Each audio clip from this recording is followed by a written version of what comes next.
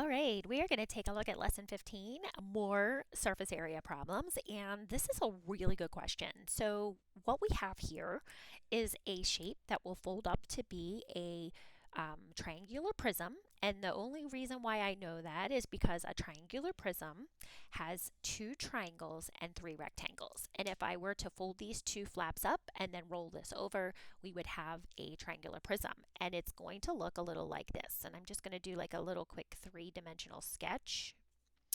So there's your faces, and then it would kind of look a little like this. Okay.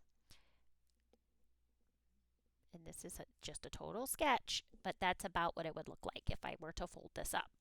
Okay, so now we know that it's a triangular prism. I'm going to write that, triangular prism. Okay. Now, Jada made some mistakes in her calculation when she tried to figure out the surface area. And part of the reason why is because there's so many numbers here and it can be very confusing to know which is which, right? So what I'm going to do is I'm going to play teacher just like I am, and you guys get to play teacher and check her work. And what we're going to do is we're going to go through each shape and just see if her calculations are right or wrong. Now remember, area is length times width. So I'm going to use a marker here so I can go through because I'm looking for things like this. I'm looking for the L of the shape. I need a base and a height, or a length and a width. Okay, so I don't want numbers across from each other. I need numbers that are going to be connected by that right angle. So another strategy, guys, and listen, I have lots of really good strategies to share with you. If you have post-it notes are an excellent resource because I'm going to cover up a lot of this problem so I'm not overwhelmed, because that overwhelms me. And I'm just going to look at this shape right here. Okay, so remember, I'm looking for a right angle. So I can see my base and I can see my height. And I see that it's 3 and I see that it's 4. I don't need that 3.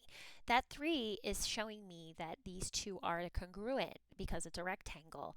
But when I'm looking for area, I'm looking for that perpendicular, right? So 3 times 4. 3 times 4 is 12.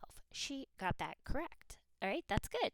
Okay, so now I'm going to slide over and I'm going to look at this middle. And again, I'm going to kind of like do this little blockade thing here. And I love post-it notes, guys.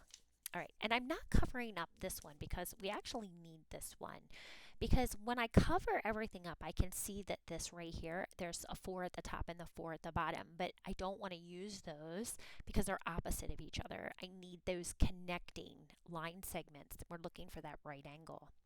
So I need this one. Now, it just happens to be 4, which is great. That means this is a square here. But I can double check by saying, okay, look, if this is 4, that means this is also 4. And I'm going to write 4. So 4 times 4 is 16. So good job, Jada. So far, so good. All right, now I'm going to cover this up, and I'm going to do the very last one.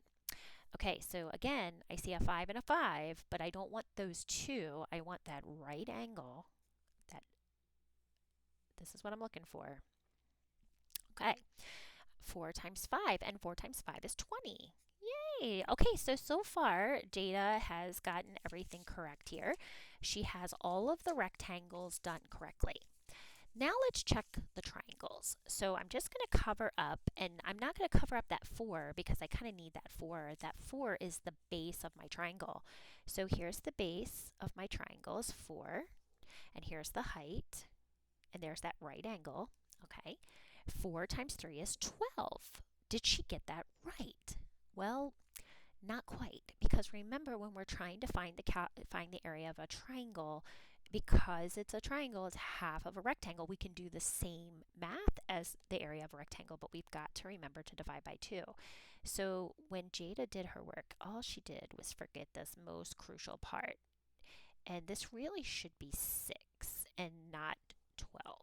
And we don't need the 5, right? Because the 5 is going to connect here. This is that hypotenuse. Remember, we don't need that to find area. We need the legs, okay? All right, so we got that. Now let's see what she did down here. And right away we can see the mistake. She forgot to divide by 2 here again, because if this is 6, this is also 6. All right, so Jada's common mistake, again, as a teacher, I see this all the time. She forgot to divide her rectangle or triangles by 2. So everything is right, but the triangles. Triangles area is base times height divided by 2. And that is what she forgot.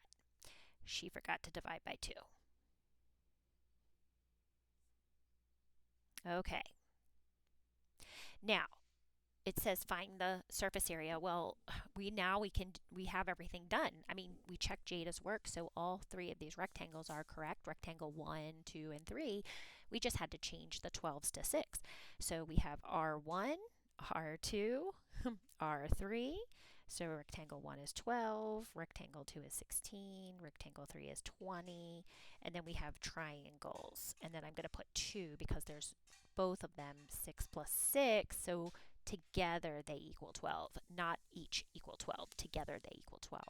So now I can add all of this up. I've got 3 rectangles, 2 triangles, so that would be 12 plus 12 plus 16 plus 20. Take your time. 2, 4, 10. 1, 2, 3, 4, 5, 6. So they're 60 square centimeters. Okay? All right, last one. A cereal box is 8 inches by 2 inches by 12 inches. What is the surface area? All right. It says consider drawing a sketch if you need to. Highly recommend. Imagine a cereal box. So a cereal box kind of looks like this.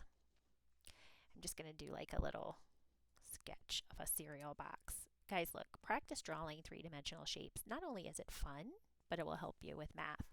Again, you can always pull out that trusty graph paper. Okay, here's my sketch of my cereal box, and I'm going to say that it's 12 inches tall. Okay, so like cereal boxes are usually taller than they are wide. And then I'm going to say it's 8 wide, and then it's going back 2, right? Okay. Now, it's a rectangular prism, so we know we're going to have a front, a back, we're going to have a top and a bottom, and we're going to have a left and a right. Okay, all rectangular prisms, so a cereal box. And again, I still have, look, here it is. Look, imagine this was a smaller version of a cereal box, right? So there's my 12, there's my 8, and there's my 2. All right, I love keeping things around that I can use as a visual. All right, so let's do the front and the back. So we can't see the back. We can't see the back. I'm going to color code. I'm just going to like shade it in red. And I'm going to say this is the front and the back. Okay, so the front has an 8 as my base. I'm not going to use the 2, right? Because I need a height. I need a base and a height. Remember, for area, we're looking for that L. Okay, so 8 times 12. So that would be 8 times 12, but there's 2 of them. And I happen to know that 8 times 12 is 96. All right, so that's my front and my back. Now I can't see the back, but I know it's there. All right, now let's do the top and the bottom. Here's the top, and the bottom is underneath. Now, what is the measurements for the top? Because I wrote all the numbers at the bottom, but look, if I take my finger 8 and I just kind of scroll it up here, this is an 8 because it's a rectangular prism. So that's 8. And if this is 2, this is 2 right here. So that's 8 by 2. Now it looks a little slanted, so you have to imagine if you were looking down on the box, this is what it's going to look like. 8 by 2. Okay? So if you were a bird looking down, bird's eye view, that would be the top of the box. All right, so 8 times 2, but we have 2 of them, the top and the bottom. All right, now left and right. So here's the left. We just can't see the right on the other side. So I know that I'm going to have this tall part. So that's going to be 12, right? Because if this is 12, then this is 12, and this is 12. And then we already know how far back it goes. So it's going to kind of look like this. It's going to be tall and thin. And again, if you have something nearby, 12 tall, 2, it's kind of like this, okay? Right? All right, so 2 times 12 and 2 times 12, 24 and 24. All right, I have all of my sides, and I'm going to just finish color coding here. This is my left and my right. I have my blue, top and bottom. I love color coding. All right, so now we're done. All we have to do is add everything up. Now, this may be a good one for a calculator, so I'm going to use a calculator for this one. Okay, get out my calculator here. Now, again, you can do this however you want. So we do have two 96s. So you could do 96 times 2, or you could do 96 plus 96, but regardless, you have two of these. So I'm going to do 96 times 2, 192. Okay. And then we're adding these two together. I know that's 32, 16 plus 16, but again, if you want to do 16 times 2, just to make sure. And then I know this is 48. So some of this I can do mental math. All right, so now I have to add all three up. Remember, this is the subtotal. Okay, the last subtotal. Total. I'm getting my L's and my T's mixed up. All right, add this up. So I've got 192 plus 32 plus 48. And when you're doing a lot with numbers, I highly recommend just making sure, because you know, calculators, you can make a mistake if you push in the wrong numbers. I always say add it up twice. 192 plus 32 plus 48. If you get the same answer twice, most likely you did the math correct. Okay, inches. Inches squared. Yay, grand total. Okay, that was a little bit of a tough question, and it probably would have been hard if you didn't have a visual. So again, draw a visual. It's so helpful. Color code to get those crowns out. All right,